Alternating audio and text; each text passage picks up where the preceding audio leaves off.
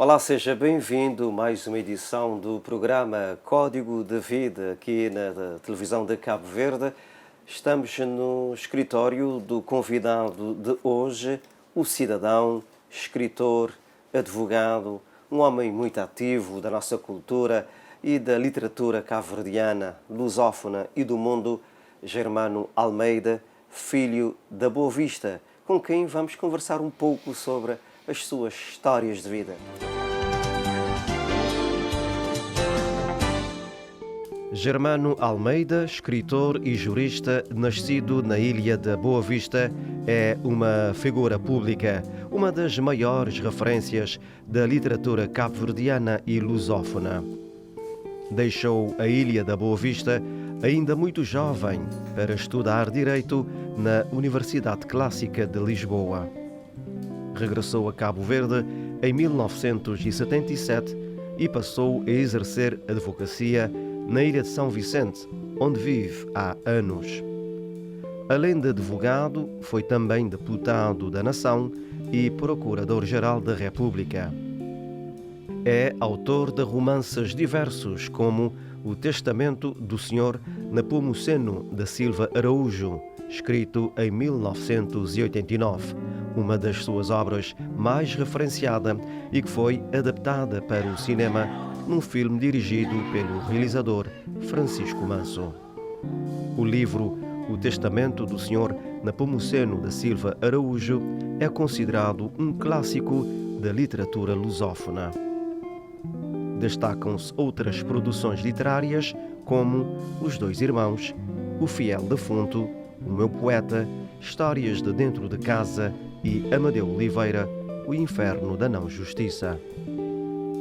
Germano Almeida foi galardoado com o Prémio Camões em 2018, para além de várias outras condecorações e homenagens em reconhecimento pelo seu enorme contributo à cultura e à cidadania, pois tem sido uma das destacadas vozes da sociedade cabo-verdiana e da lusofonia.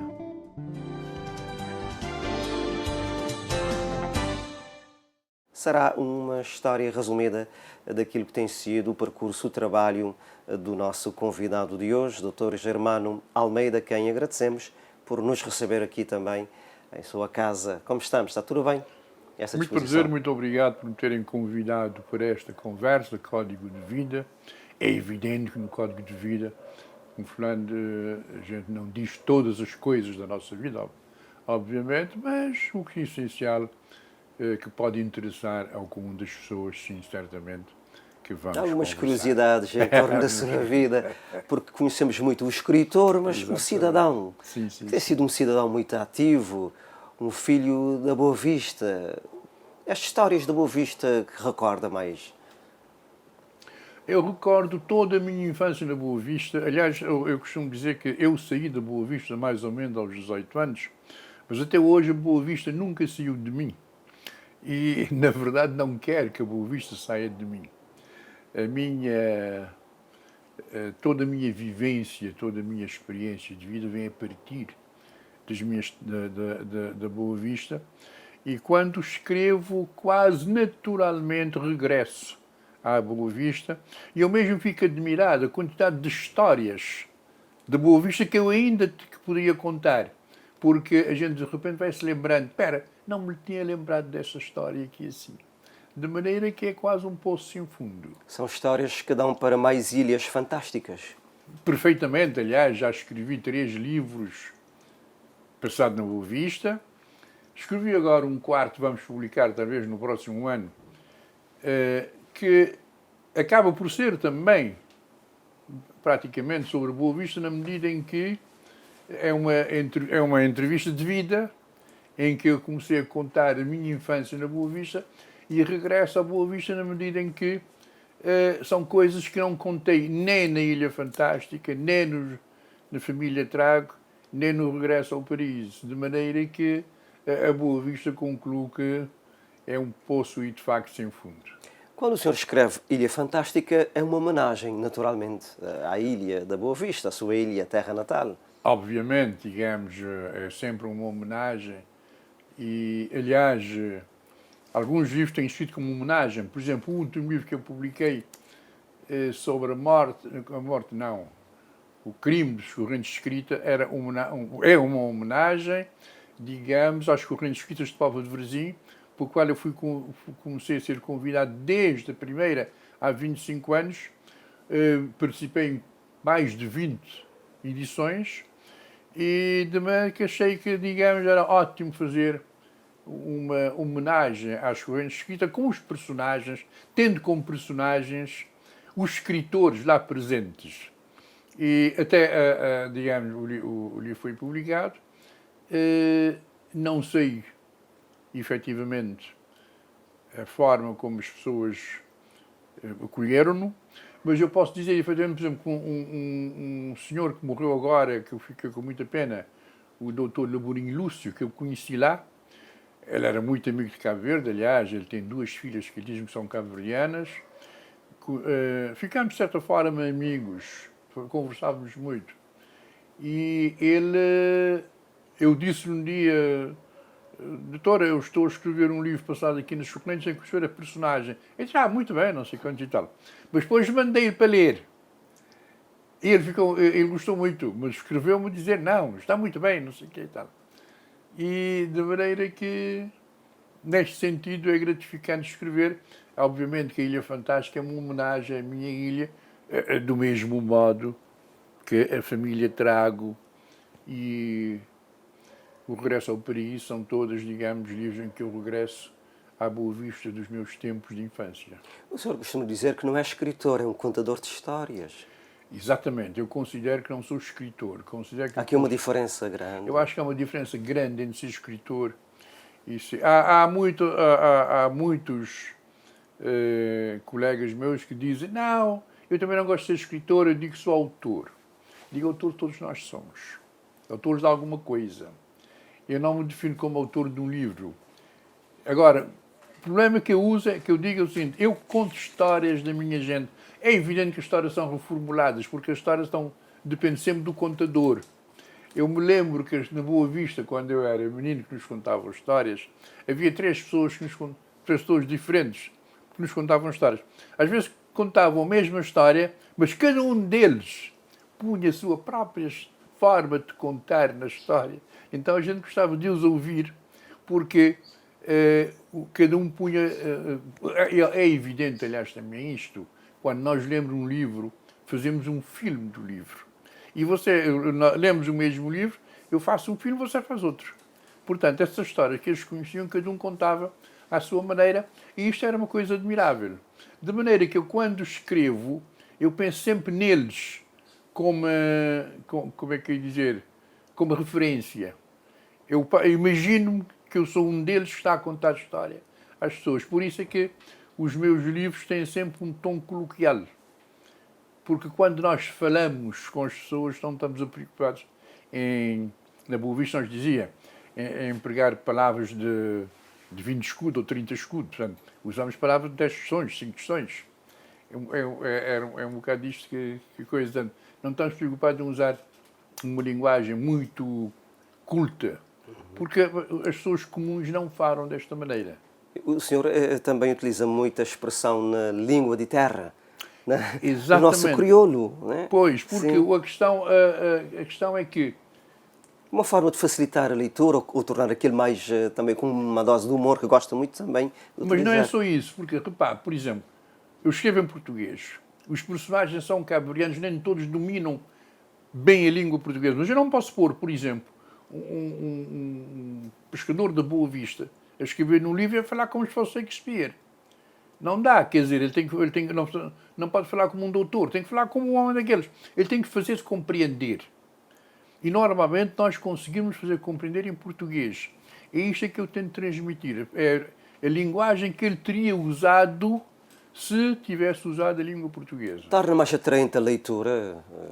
Torna mais atraente a leitura, obviamente, porque as pessoas não têm tanta preocupação, digamos, em ir ao dicionário ver as palavras que a gente está a usar. Falamos um pouco da família, como era lá em casa, com os pais, com os irmãos. Numa educação que foi certamente na minha muito casa diferente. nós éramos 10 do lado da minha mãe, 7 do lado... Portanto, nós morávamos numa casa enorme, que na parte de frente havia uma... Quando digo nós, estou a dizer o meu pai e o meu tio. Na parte de frente da casa, cada um via de um lado. Havia um quartinho no meio que ligava as duas casas. Mas o quintal era comum. Então, quem entrasse lá na casa não conseguia distinguir assim rapidamente quem era filho de que lado de casa. Porque tão depressa estávamos, por exemplo, na nossa cozinha, na nossa sala de jantar, como estávamos na sala de jantar de casa de tio Tono, na Maguida. De maneira que quem entrasse não sabia, estávamos lá todos misturados. Éramos muitos, brigávamos, mas dávamos bem também. Mas alguma vez arranjámos algumas sessões de pancadaria. O senhor era uma criança traquina? Relativamente traquina. E, aliás, a minha mãe costumava bater-me ao sair de casa de manhã cedo. Acordava-me umas palmadas, já era chinelo ou o que fosse. Para avisar, para não fazer a geneira. Portanto, quando eu voltasse, havia de me castigar. Mas eu protestava depois, cara mesmo acordar para dizer isto. Eu achava que era má criação e dava umas palmadas. Mas fazia parte. Aliás, já temos alguém que perguntava se não era uma forma de violência. Isso de forma nenhuma. Era a nossa forma de ser educados. Portanto, levar umas bordoadas, umas varadas, não sei o que e tal, era a forma como éramos educados. Na escola também a gente levava.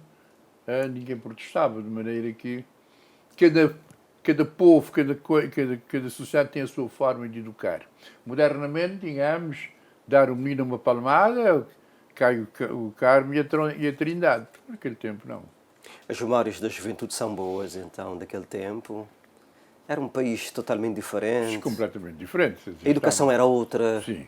As condições de vida e tudo mais. Nós tínhamos, por exemplo, medo das nossas professoras. Durante o dia a gente nem se atrevia a passar perto da casa dela, porque se ela nos visse, depois não sabes a lição porque estavas a passear. E varada por cima. De maneira que... Mas isto foi o nosso tempo, não é agora. Agora é completamente diferente. E há dias a minha neta estava aqui a escrever qualquer coisa, depois escreveu. Ela tem 10 anos. Eu amo a minha professora. E depois, quem me dera a mim alguma vez pensar em ideia de amar a minha professora, era um medo horrível dela. Outros tempos. São Vicente, como é que São Vicente aparece na sua vida?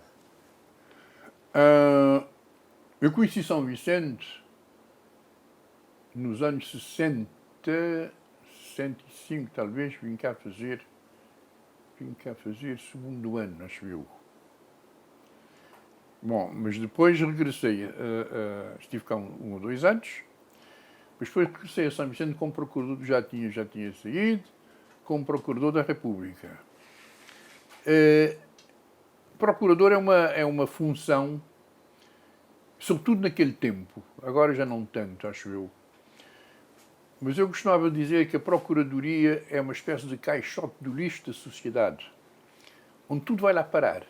Todas as pessoas achavam que o Procurador tinha a obrigação de resolver os seus problemas, os problemas de justiça. Aliás, aconteceu um fenómeno interessante também com a independência, com a questão do governador. O governador, digamos, era um homem ativo. Ele era governador, digamos, era a autoridade máxima executiva, de certa forma, tem a administrativa, mandava. As pessoas nunca agora terão entendido mais ou menos, mas mesmo agora vê-se que não entendem muito bem o papel quase, não digo inútil, mas passivo do presidente. Porque achava que, sendo presidente, tinha a obrigação de mandar fazer coisas. Há dias alguém protestava pelo facto, por exemplo, com o problema de falta de luz na praia, o presidente não diz uma palavra. Com tantos problemas que às vezes que acontecem isso, que aconteceu aquela questão, digamos, do Interilhas, e o presidente não diz uma palavra. Alguém protestava. E o presidente diz, não manda, ele só pode influenciar e tudo isso. Bom, Não governa. sim, é o governo, não governa.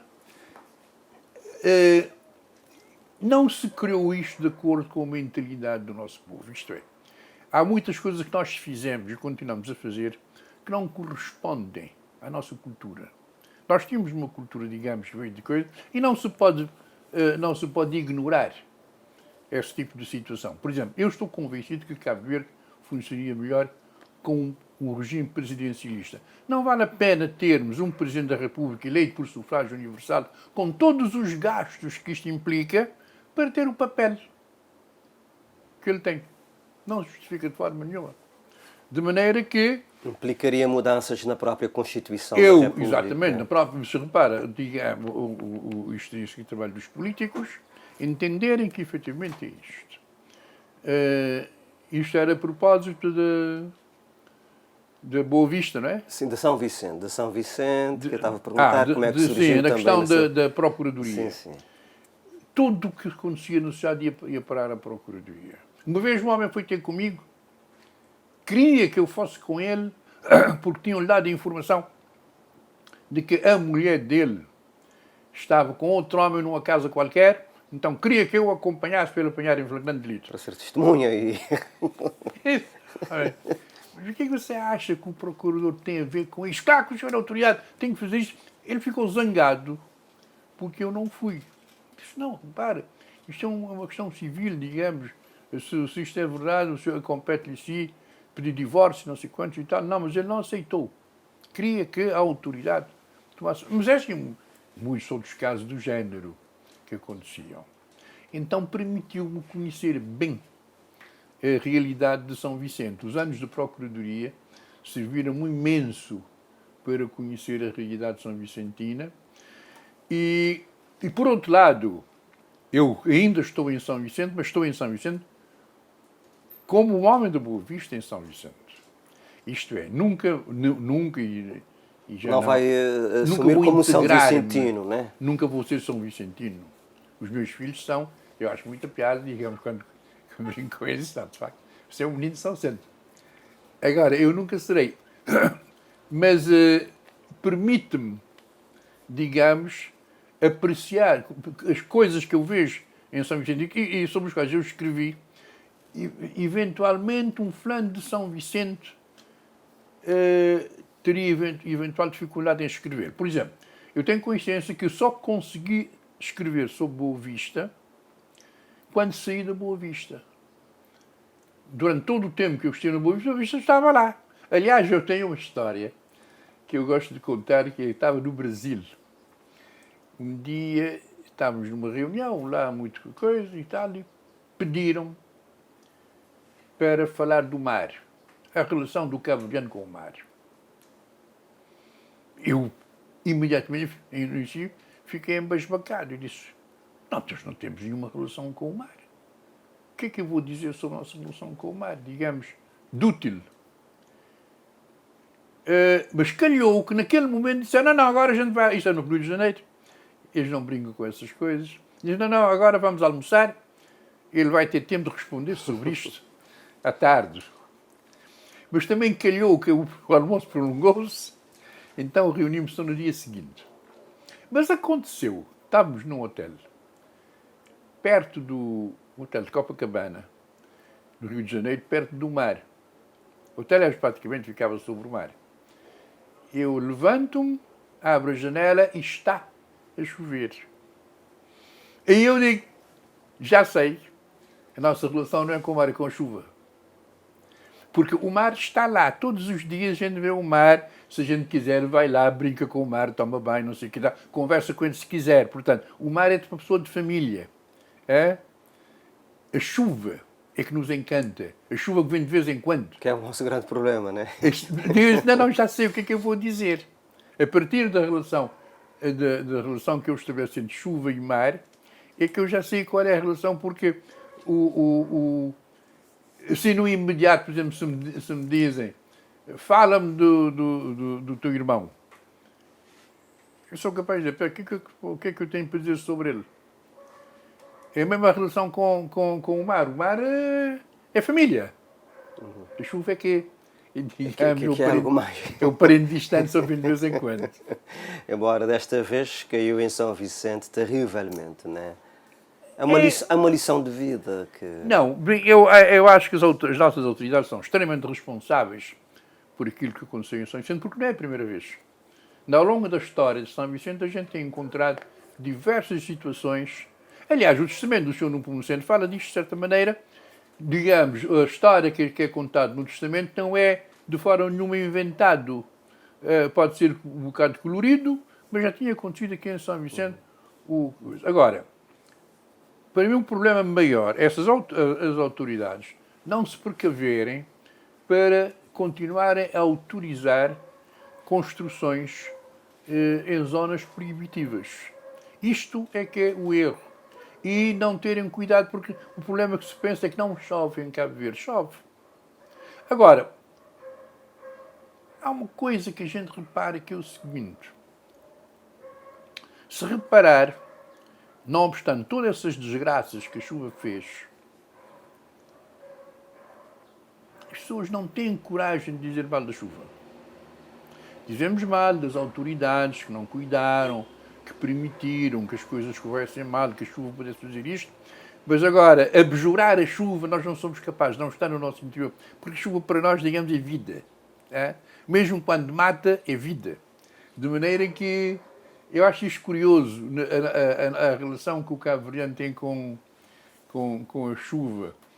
A chuva, sobretudo quando digo cabo-verdiano, eu estou a pensar também que as gerações mais jovens parece que não têm isto.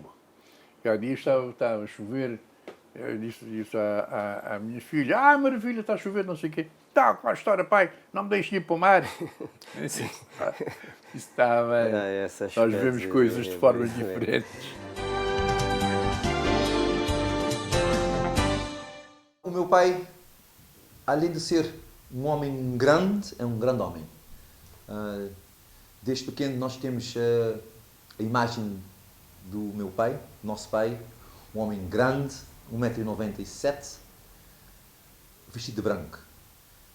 Para nós, é a imagem que todos temos de Germano Almeida em São Vicente, em Cabo Verde, no mundo.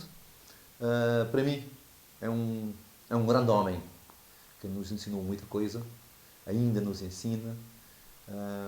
Para mim, não poderia haver um melhor amigo. Entre as nossas desavenças, mantemos até hoje uma grande amizade, de muita conversa, e espero que continue ainda por mais.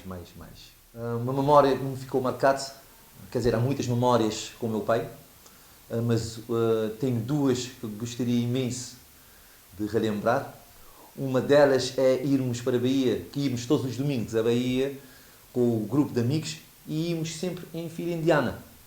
Só que naquele dia, por uma distração qualquer do nosso pai, ele virou-se para trás para falar com alguém ou para ver alguma coisa que tinha passado. Ele bateu no carro da frente e aí foi um choque em cadeia. Acabou a Bahia, tivemos de voltar para casa, todos assustados com o acontecimento, e ele resolveu-nos acalmar fazendo o seu melhor arroz com tudo. O arroz tinha tudo, tinha tudo que a Filomena tinha deixado no frigorífico. E por acaso essa história está num dos seus livros, mas é uma história verídica, porque houve um momento de susto, mas toda a gente esqueceu-se do momento de susto quando comemos o arroz, que estava uma maravilha. Valores do que o meu pai transmitiu trago até hoje e tento passar para os meus filhos, que é uma das coisas é a disciplina e a pontualidade.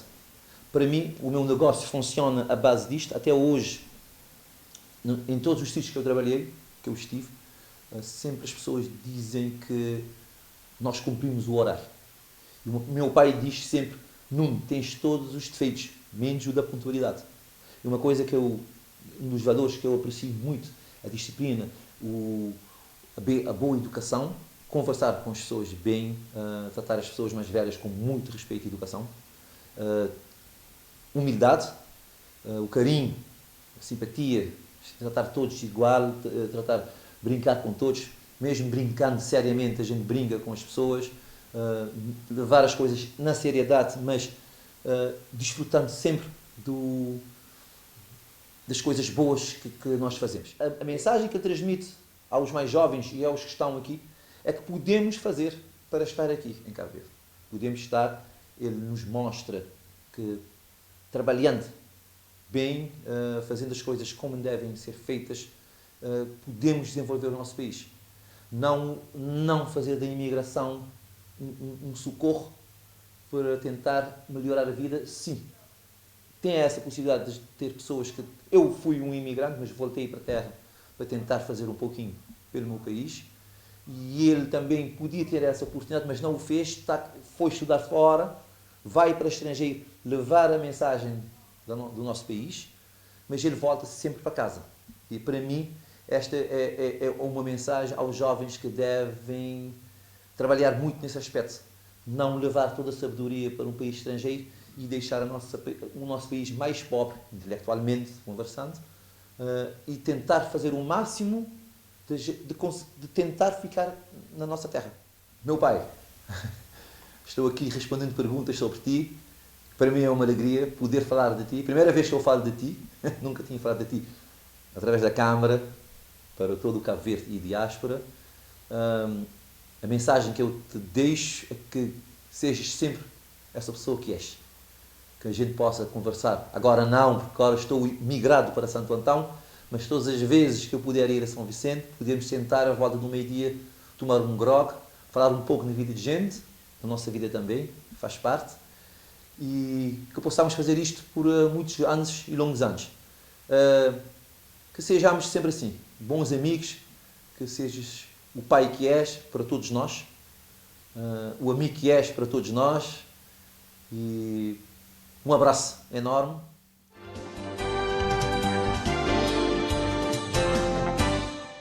Há instantes o senhor falava do livro Testamento do Sr. Nepomuceno, que é um grande filho para si, não é?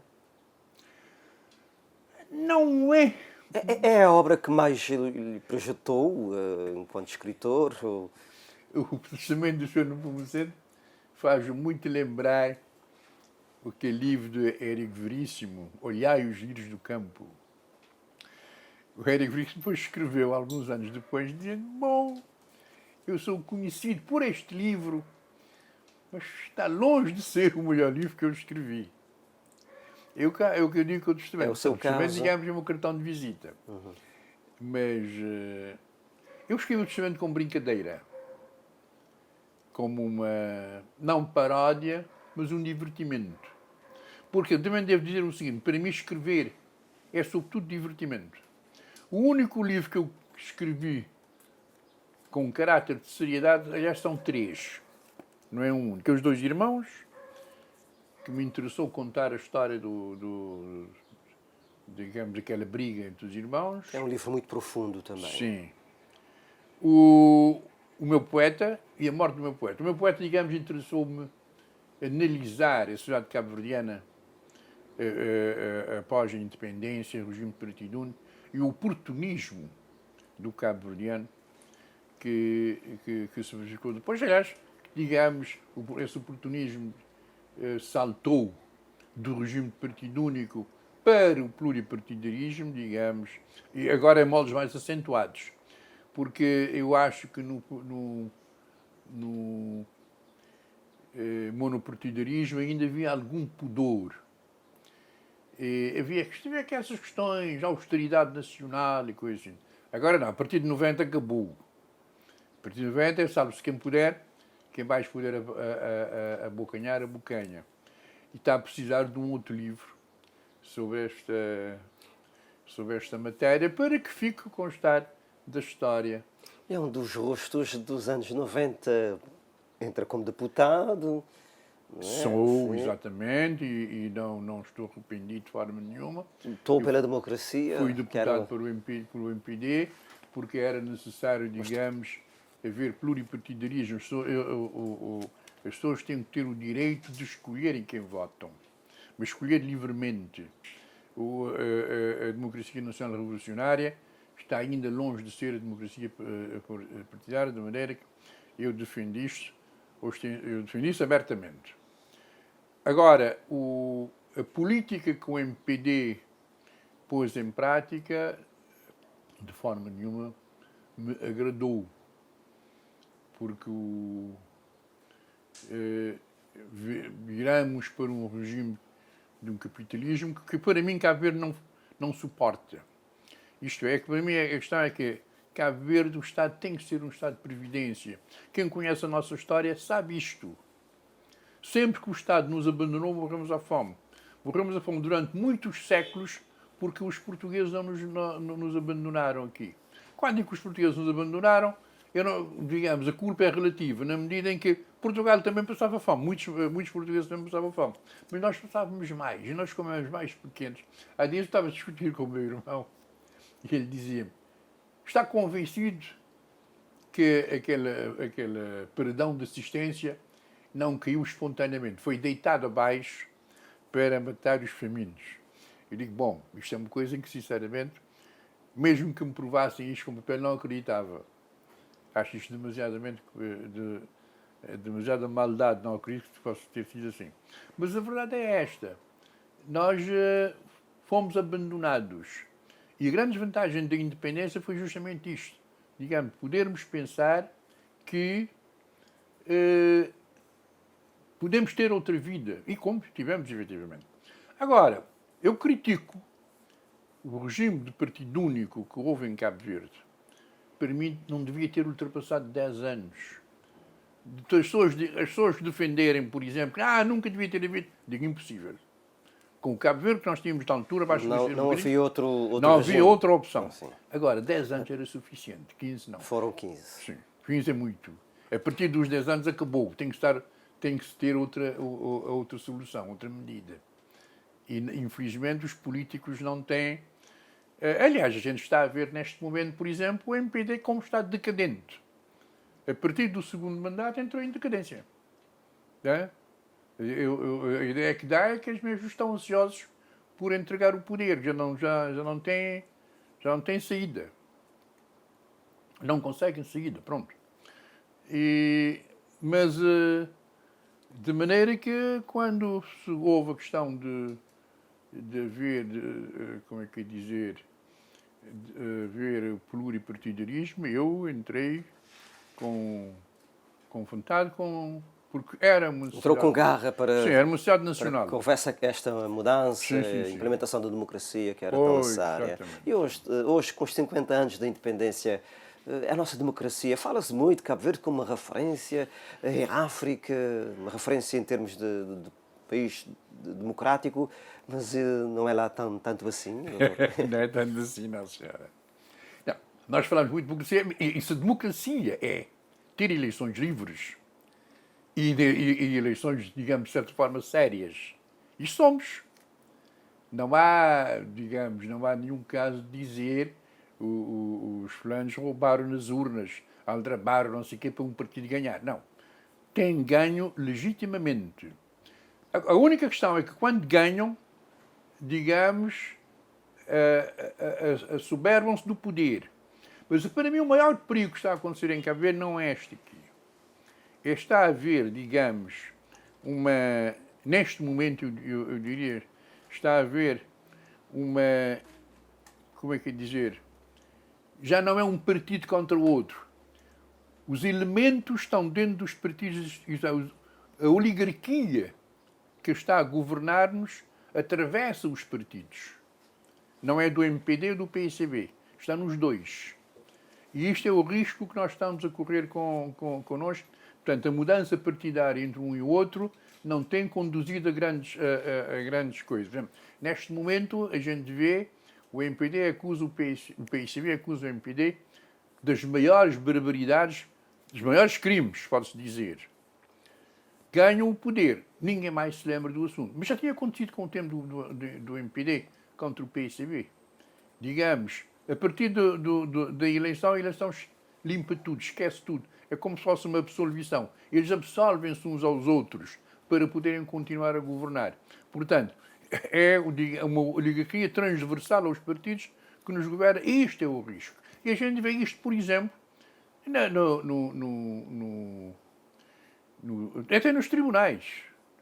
Os tribunais que deviam ser o grande amparo do cidadão, digamos, deixaram de ser. Quer os tribunais normais, quer os tribunais de instância, quer o Tribunal Constitucional, que devia ser o amparo de toda a gente. Mas eu digo sempre que o caso do deputado Amadeu Oliveira é vergonha E a chegar lá nacional. é uma grande mágoa para si, o caso. Não, é uma vergonha para o país, porque, repara, os juízes perderam sua função, perderam seriedade, odeiam o Amadeu. Então é um homem para destruir. Agora, a função deles, de facto, porque há dias dizia um fulano que estava a atacar os populistas, em que ele até me inclui na lista dos populistas. Não, isto é populismo. O que vocês estão a fazer é fascismo.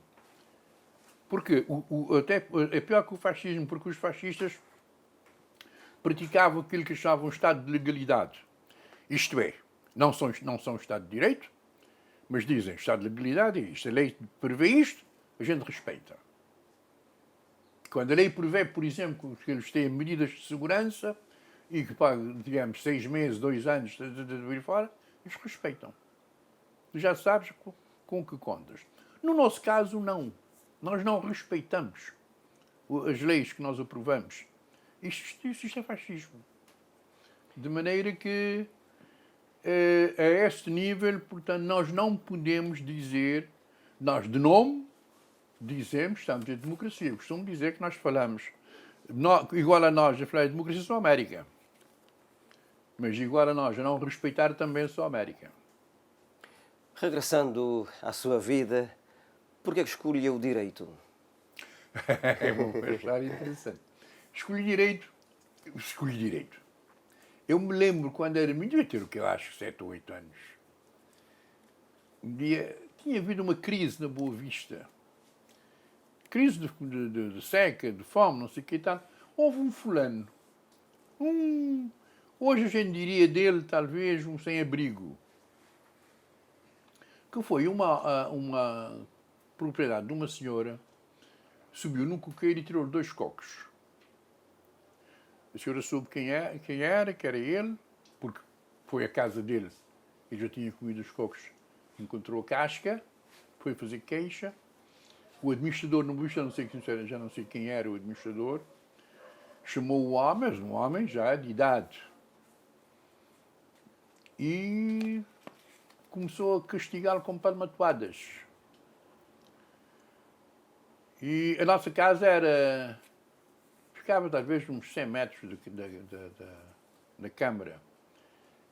E a gente ouvia aquelas palmatoadas na mão do homem a ressoar.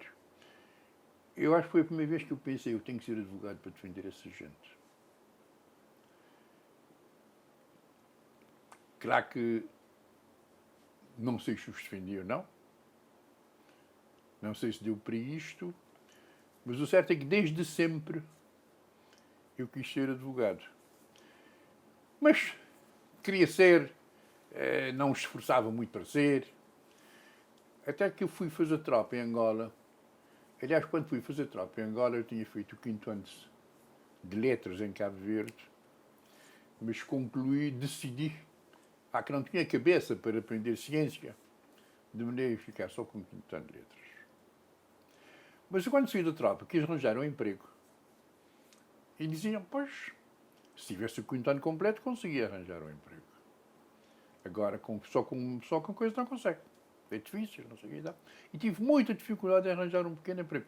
Mas eu comecei a pensar, arranjo um emprego, a primeira coisa que eu começo a fazer no dia seguinte é estudar e fazer o 5º ano, fazer o 7º ano, e vou estudar Direito. E, de facto, fiz isto. E assim foi. Afinal, é só uma questão de querer, porque estudar ciência, eu tive mais dificuldade em estudar ciência para fazer desenho. O resto de coisas. Depois de fazer a secção de ciências, fui estudar a Organização Política do Estado, portanto, nós chamávamos ao pé. Estudei sozinho. Fui fazer exame, tirei 16.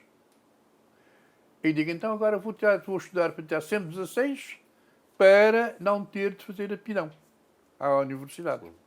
E fiz. E como é que foi a vida de estudante lá fora? Consegui. Na Não, diáspora, né? a conselho, estava a falar com um amigo meu que eu tinha arranjado em Angola, não sei o que estava falando, e disse: eu vou para Portugal estudar, vou com intenções de tentar arranjar um emprego e estudar, e estudar trabalhando. E ele disse: por que é que não pedes uma bolsa à Gulbenkian? Nunca me tinha ocorrido isto. Mas ele mesmo arranjou a direção da Gulbenkian, escrevi, não sei o que e tal. Na véspera que eu ia para Lisboa, recebo uma carta deles a dizer Foi aceito? que me concediam uma bolsa. E então estudei tranquilamente com bolsa da Gulbenkian. A convivência lá com os colegas foi... Era um contexto diferente? Cabo Verde estava também a passar por momentos Não de alguma expectativa? Não era difícil, aliás, digamos, dávamos bem com os portugueses. Bom, já tinha tido uma experiência de tropa de 2 anos a conviver só com portugueses. E, portanto, era fácil estar com eles. E na faculdade, sobretudo na cantina, a gente encontrava muitos cabo-verdianos. Cabo-verdiano tinha muito aquela mania de dar golpe. Dar golpe é o quê? Por exemplo, há uma fila de cabo-verdianos na coisa, aparece mais um e entra. Pois. E os brancos não tinham coragem de nos dizer que aquilo era abuso. E não, me dei-me bem. Dei-me bem em Portugal. Há dias uma senhora perguntava-me, na portuguesa, como é que eu me sentia em Portugal. Eu disse: bom, como sabe, eu sou estrangeiro em Portugal. Então, disse: não. Eu sou estrangeiro em Portugal, eu sou cabo-verdiano. Não sou um estranho. Eu venho aqui, nós falamos a mesma língua, entendemos com facilidade. É evidente que eu tenho mais prazer em estar aqui do que estar em Espanha ou em Inglaterra, não sei o quê e tal, porque é mais fácil. A língua comunica. A questão da língua, a cultura, agora, toda aquela afinidade. Não tenho dúvida nenhuma que sou estrangeiro. Nem sequer tenho passaporte português.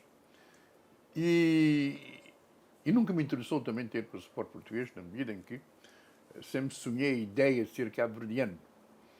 E então, após a independência, achei que não me sentia... Não valeria a pena. Não me sentia bem. Digamos... naquele tempo também não havia a questão da dupla nacionalidade. Agora há. Mas o senhor não faz questão de ter nacionalidade? Não faço questão. De forma uma vez o senhor disse que um cabo-verdiano que não come cachupa e não bebe grog, um cálice, não é cabo-verdiano. Eu acho que sim. É uma frase interessante. A cachupa e o grog fazem parte da nossa identidade. De maneira que um cabo-verdiano que não usa essas coisas é um bocadinho complicado afirmar-se. De forma doseada, né? Não quer dizer que não seja. Portanto, não há um manual de dizer esse cabo-verdiano tem... Eu considero que, digamos, a menos que a gente não compre razões de saúde. Isto é outra coisa. Há muitas coisas que a gente não faz por razões de saúde, mas gostaria de fazer. Come cachupa sempre, não é? Agora como menos, porque na minha casa antigamente fazíamos cachupa todas as semanas. Agora estão a se passar, porque estamos a ficar velhos, a cachupa faz mal, isso a cachupa não faz mal, a cachupa não nos fez mal ao longo da vida. Não há de ser agora que vai começar a fazer mal.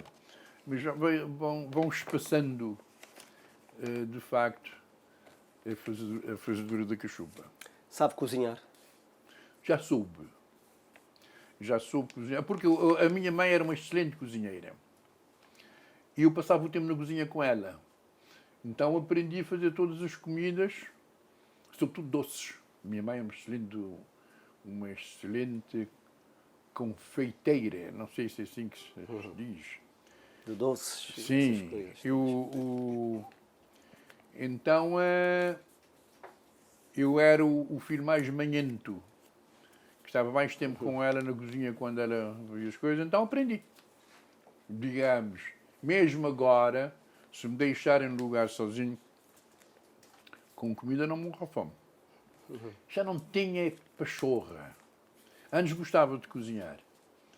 Já não tenho pachorra. Quando começa a ficar velho, começa Mesmo agora, por exemplo, quando estou sozinho em casa, praticamente não como.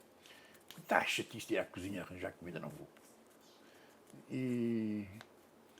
Mas não é que eu não saiba cozinhar. Se for necessário, sei. O senhor gosta de vestir de branco, porquê? Porque gosto, não é nenhuma crença, nenhuma coisa, não sei o que tal. Eu gosto de vestir de branco por amor, mas acho que é uma tradição, de certa forma, familiar. Porque o que me diziam é que o meu pai, durante um certo período de vida, ele só vestia de branco. Então herdou isso do pai? Não herdei, porque quando conheci no sentido de dizer, quando comecei a vê-lo, ele já não se vestia de branco, mas ao vestir, raramente.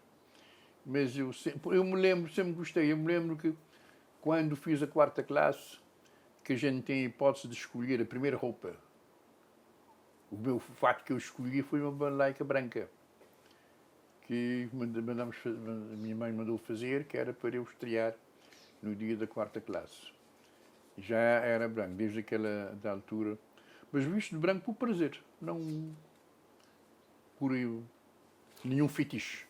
Quando chegar aquela hora, gostaria de ir vestido de branco? Eu acho que sim, até porque não tenho outra roupa. Não tem outra roupa. É? E seria onde? Sepultado na Boa Vista, em São Vicente? Não faço nenhuma questão sobre isto. Eu não acredito na vida depois da morte. Eu acho que, infelizmente, quando nós morremos... Bom, claro que durante alguns anos vão se lembrar de mim ainda por causa dos meus livros. Mas fora disto, não. Não acredito na vida para além da morte. Acredito que quando morremos é algo que desaparece definitivamente. E então, se eu morrer aqui ou acolá, ser enterrado aqui ou acolá, não me dá nenhuma preocupação. Não me dá... Mas não tem medo da morte, não é? É? Não tem medo de morte? Já tive. Já teve. Já tive medo de morte quando era menino. Porque eu dizia como quando fica debaixo da terra e depois não consegue respirar. Depois, quando descobri que a gente não precisa respirar debaixo da terra, eu disse, maravilha, então está tudo a correr bem. Então, é evidente que eu gosto de estar vivo, mas não tenho medo da morte, de forma nenhuma. Eu sei, digamos, que é uma fatalidade desagradável. Quando chegar o momento não há como. É uma fatalidade desagradável, mas... Já pensou escrever algo sobre isso? De certa forma, né? De certa forma, eu escrevi um bocado a brincar um livro, como é que ele se chama? Memórias de um Espírito. Que é, digamos, Memórias de um Espírito, aliás, como todos os livros, obviamente, a grande parte do meu eu está lá.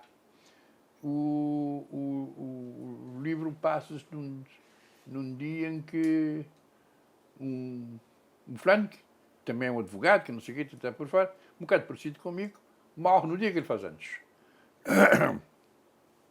Mas ele continua por aqui passeando, enquanto não vou enterrar, e acompanha as conversas, digamos, que as pessoas que vêm visitá-lo. É um livro, é um livro divertido, vale a pena ser lido. E, pois, como já disse, os livros sérios que eu escrevi são 3. Os outros são todos de brincadeira. Mete muito humor na sua escrita. Não é meter humor na escrita. Os personagens, a matéria, é que leva a esse humor. Porque eu quero escrever, mas sobre temas leves, sobre temas, digamos, porque a escrita para mim deve ser um divertimento. Não pode ser uma tortura. Há escritores que dizem que querem deixar uma obra que as pessoas... Isso é chatice deixar uma obra que as pessoas não conseguem ler porque têm que estar a decifrar o que é que você quis dizer com isto. Não. Eu quero escrever histórias normais da nossa vida, não sei o que e tal, que as pessoas podem ler.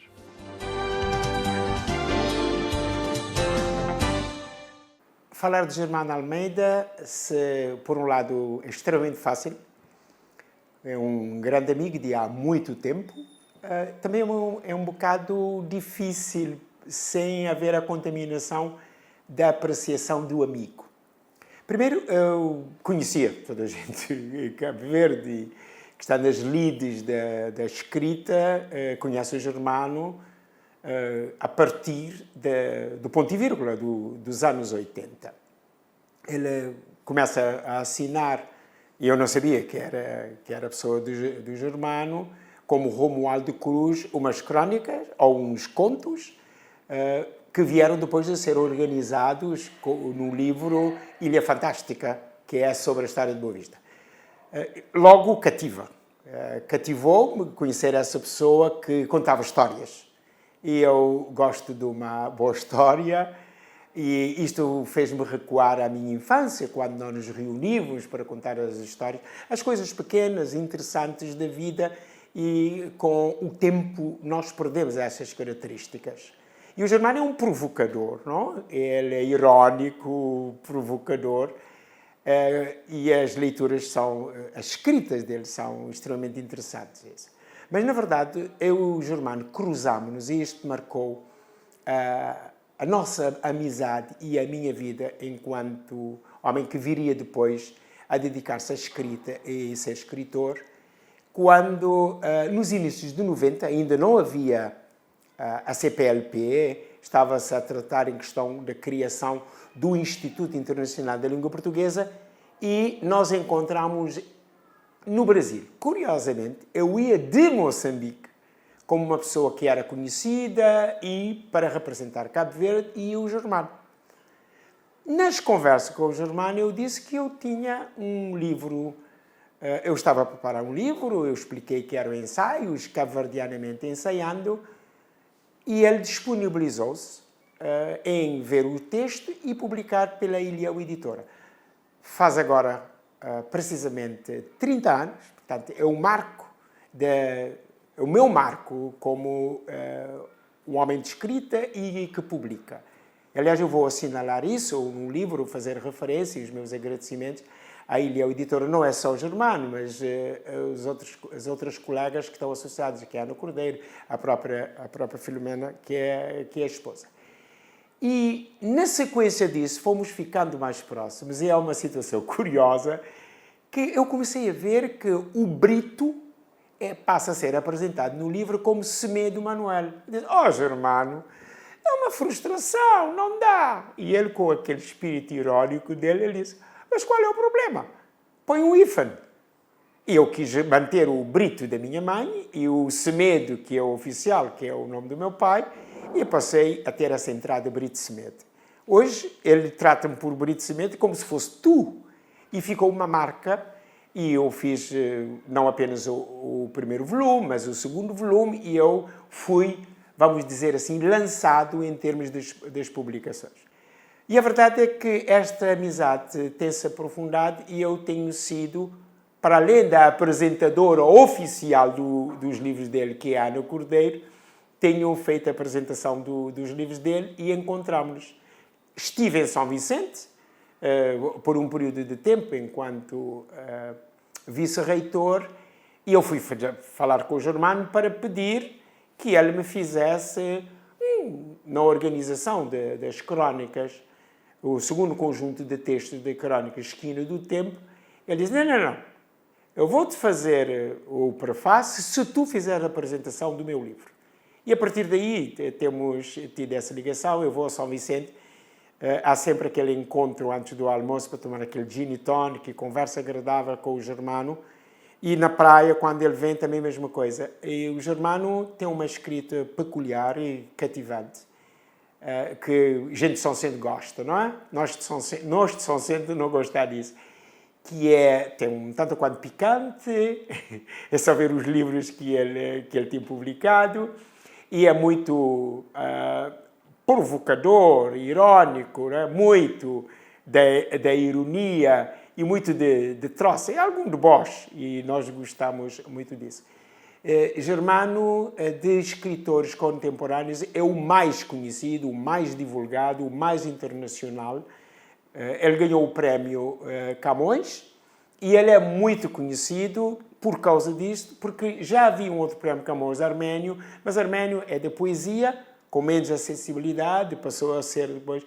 É uma escrita mais fechada e não é tão aberto, tão disponível para conversar com as pessoas e estar. Então o Germano tem essa grande vantagem e ter Germano como amigo é um privilégio e nós divertimos muito quando nos encontramos nessa escrita. Ele foi marcante, como disse, para me dar o impulso inicial e eu quero continuar a preservar essa amizade. Haja vida e saúde para o Germano continuar a escrever e a publicar e que os seus livros continuem a voar em diferentes línguas. Começou nesse português bem misturado com o crioulo, com as histórias desde Ilha Fantástica, histórias dentro de casa e outros, abordejando ultimamente a própria a ficção sobre a história de Cabo Verde. Esta é a vertente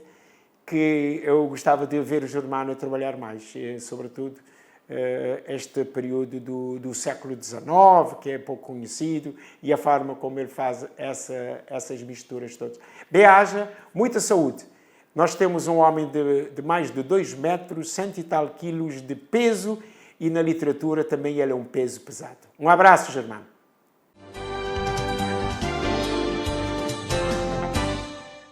O Prémio Camões foi algo extraordinário para si. Um reconhecimento internacional.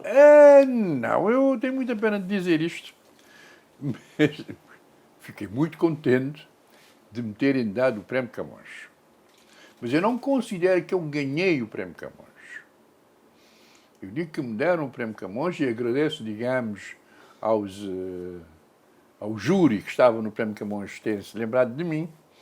Porquê? Porque, do mesmo modo, se lembraram de mim, por ter levado a outras centenas de pessoas, melhor ou pelo menos tanto como eu, que podiam ter levado o prémio. Eu fiquei muito contente porque o prémio, digamos, tem uma componente financeira que é muito agradável de ter, sobretudo, digamos, em gente pobre.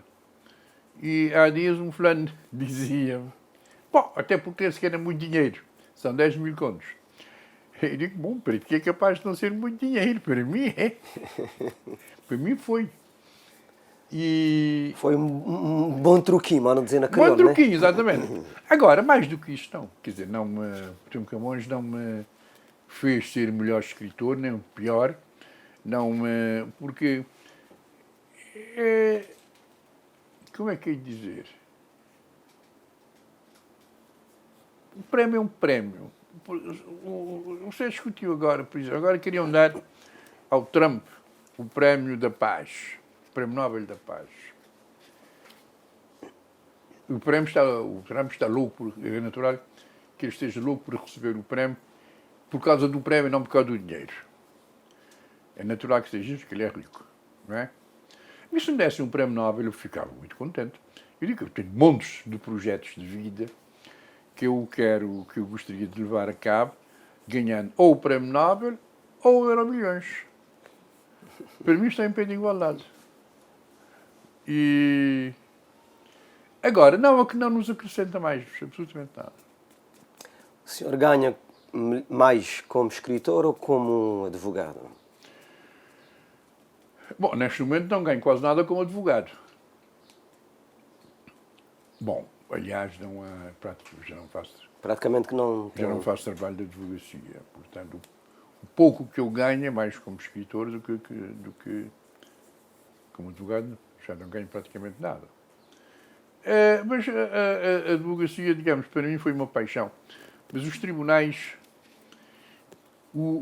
aquilo de que se queixa tanto, que é o atraso, a lentidão como os tribunais trabalham, desgosta qualquer pessoa. Questão da morosidade, que é um eterno problema, não é?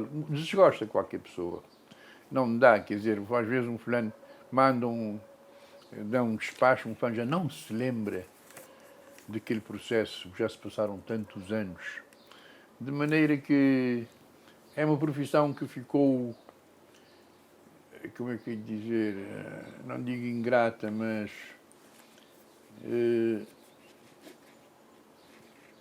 não vale a pena. Não vale a pena. É. Estamos mesmo a terminar esta nossa conversa, está a ser muito agradável. Cabo Verde está na moda, como se diz, por causa dos Tubarões Azuis, que vão para o Mundial de Futebol. Também a seleção feminina de futebol vai para Cannes, 2026. A literatura, a música, a cultura, Cabo Verde tem estado, de facto, muito em cima. Sim, Cabo Verde está em Cada um cima. fazendo a sua parte. Cada um fazendo a sua parte.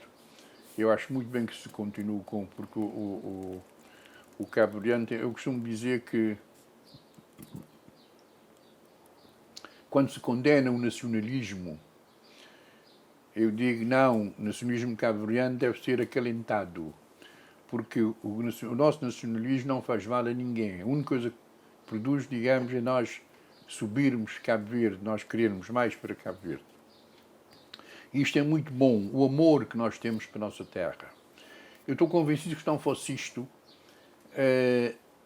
Cabo Verde podia ter desaparecido, mas o cabo-verdiano onde quer que ele vá, ele leva Cabo Verde.